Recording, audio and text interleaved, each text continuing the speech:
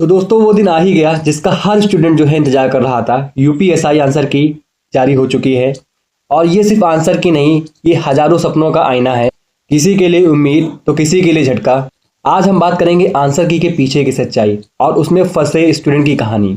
जरा इमेजिन करिए, एक स्टूडेंट जो अपना टारगेट स्कोर पहले सेट किया हुआ था कि हमारे इतने स्कोर आ जाएंगे तो हमारा जो है इस बार यूपीएसआई में आंसर की आ चुकी है। तो देखता क्या है, उसके 10 सही 20 सही, ठीक धीरे धीरे वो आंसर की के आगे बढ़ता जा रहा है। लेकिन उसके मन में फिर भी जो है बिल्कुल डर बसा हुआ है। अब उस आंसर की चेक करने के बाद उसके बाद क्या होता है, वो देखता है कि उसके जो टारगेट स्कोर, उसने जितना पहले टारगेट स्कोर रखा था कि इतने नंबर आ जाएंगे तो उसका सिलेक्शन हो जाएगा, लेकिन वो उससे ज़्यादा भी नंबर आते हैं, उसके 5-10 नंबर ज़्यादा भी हैं। फिर भी वो हैरान है।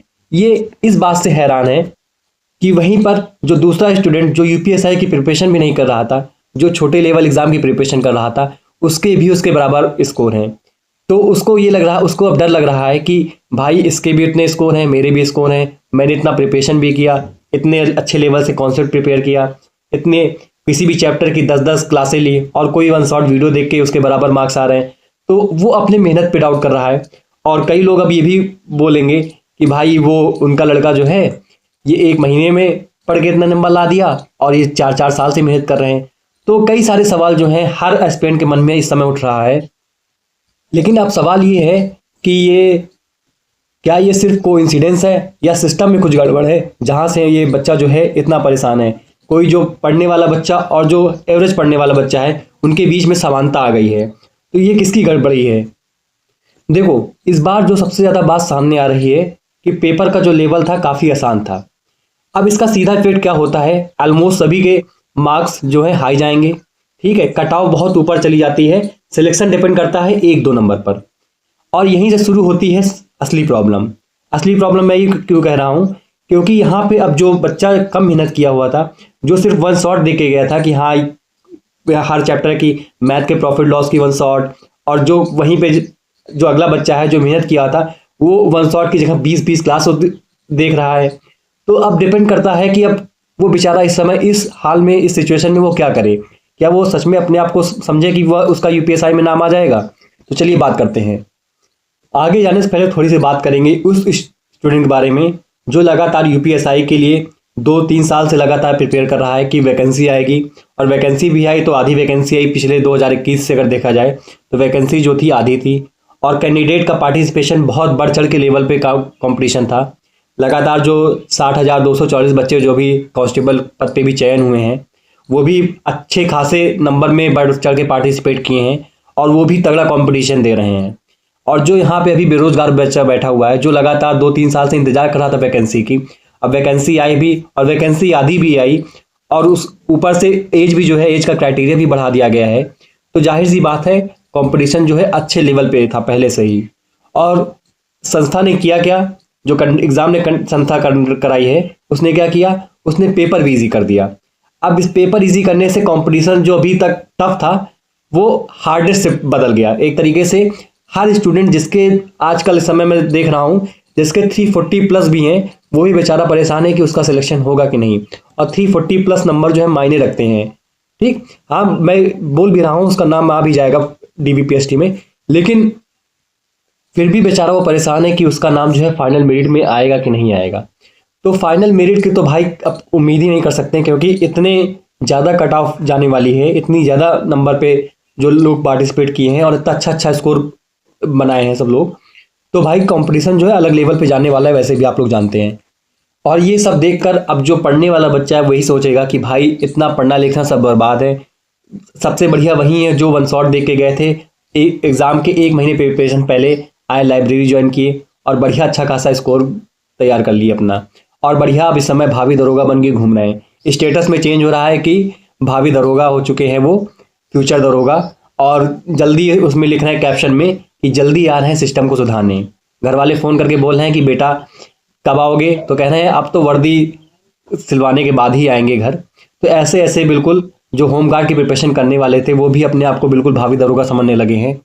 तो ये सब जो है, मैं ये सब इसलिए बोल रहा हूँ कि ये जो चीज़ें हैं ये उन स्टूडेंट के लिए जो वाकई में सही में यूपीएसआई के लिए मेहनत किए थे उनके लिए बहुत दुखद की बात है।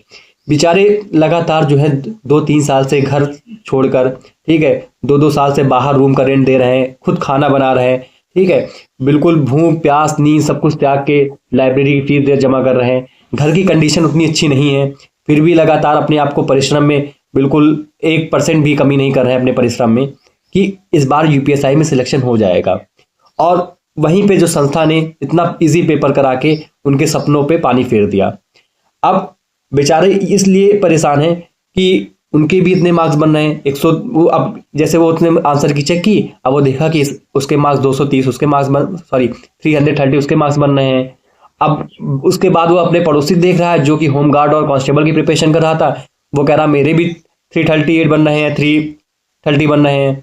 तो बेचारा वो एक तरीके से वो सदमे में जा रहा है। और अभी आपने हाल में सुना ही होगा, एक बहुत दुखद घटना है, एक बच्चे ने जो यूपीएसआई की प्रिपरेशन कर रहा था उसका पेपर अच्छा नहीं गया और उसने क्या किया, फांसी लगा लिया। और उसने लिखा भी, जब उसने फांसी लगा के जब अपने आप को सुसाइड किया तो उसने एक पत्र में लिखा भी कि मम्मी मैं अपने आपके सपने को पूरा नहीं कर पाया, आपने बहुत प्यार दिया लेकिन मैं आपके सपनों पे खरा नहीं उतर पाया। तो हाल उसका पेपर, अब आप भी जानते हैं कि उसका पेपर उतना खराब नहीं गया होगा, वो 2 साल से लगातार मेहनत कर रहा था तो उसका पेपर खराब नहीं गया होगा। उसे पहले पता चल गया कि भैया जो है आंसर की जो है रिजल्ट जब आएगा तो उसका नाम बड़ा मुश्किल ही या नाम उसका आ जाए, क्योंकि इतने इजी लेवल पे पेपर जो बना दिया गया। अब आप भी जानते हैं कि उसने जितना पहले उम्मीद की होगी उससे अच्छा ही उसने स्कोर किया होगा, क्योंकि पेपर का लेवल इतना इजी आ गया। फिर भी वो उसको पहले से कैसे पता चल गया कि भैया मेरा नाम नहीं आएगा? क्यों? क्योंकि भाई वो जान गया था कि जैसे उसने एग्जाम सेंटर कोई बाहर निकल रहा है उसको पता चल जाता है कि हाँ क्या माहौल है, कितनी कट ऑफ जाने वाली है। तो ये सब चीज़ें देखकर ये सब एक तरीके से ये बोलना इजी है कि हाँ अफेक्ट नहीं होता है, लेकिन जो सीरियस में एक कैंडिडेट जो मेहनत किए हैं उनके लिए एक तरीके से मरना जीना हो जाता है। लेकिन ये स्टेप मैं सबसे यही बोलूँगा कि ये स्टेप जो है कभी मत लेना है, क्योंकि सिर्फ एक नौकरी के लिए अपनी आप पूरी ज़िंदगी आप दांव लगा दे रहे हो। आप उन घर वालों के बारे में सोचो जो घर ने आपको लगातार इतना आप पे विश्वास किया, कि आप पे उम्मीद किया। आप नहीं नौकरी पाओगे, आप कुछ ना कुछ तो करके उनका घर का पेट चलाओगे, उनको पालोगे, लेकिन आप खुद ही अपने आप को सुसाइड कर लोगे तो भाई उसका कोई ये सही निर्णय नहीं होगा। तो आप अपने आप को इस इतने मेंटल लेवल पे आप अपने को ले जाओ। आप अपने को क्या करो, ठीक है, नहीं हुआ या फिर अभी वेट करो। हो सकता है कि जितने अभी आप सब लोग बोल रहे हैं, लगातार बोल रहे हैं, ठीक है, बिल्कुल रियल डाटा अभी सबके पास नहीं है कि कितने नंबर बन रहे हैं। कई लोग के अच्छे खासे पढ़ने वाले जो मतलब कि लगातार हैं वो उड़ा के बोल रहे हैं कि ये आ जाएंगे, इतने नंबर आ जाएंगे, उनके आंसर गलत भी हुए हैं। में बात करते हैं क्या सॉल्यूशन होना चाहिए। अगर किसी क्वेश्चन में आपको डाउट है तो ऑब्जेक्शन जरूर डालो, प्रॉपर प्रूफ के साथ रेज करो, फेक न्यूज या अफवाह से दूर रहो और यूनिटी रखो, लॉजिकल तरीके से अपनी बात रखो। और क्योंकि आवाज़ तभी सुनी जाती है जब वो सही और मजबूत हो। दोस्तों ये सिर्फ आंसर की नहीं है, ये एक टेस्ट है सिस्टम का भी और पेशेंस का भी। अगर आप मानते हो कि मेहनत का सही मूल्य होना चाहिए तो इस वीडियो को शेयर करो ताकि हर स्टूडेंट की आवाज़ एक स्टूडेंट बन सके। और याद रखो, सवाल उठाना जरूरी है क्योंकि वहीं से बदलाव शुरू होता है। धन्यवाद। और जिसको भी भाई वीडियो पसंद आई हो प्लीज़ लाइक शेयर सब्सक्राइब करना मत भूलिएगा। और सारी जो अपडेट होती रहेंगी जो आंसर की, अगर मुझे और डाटा मिलेगा तो मैं इसी चैनल पे जो है लगातार वीडियो डालता रहूँगा। तो मिलते हैं नेक्स्ट वीडियो में। जय हिंद, जय भारत।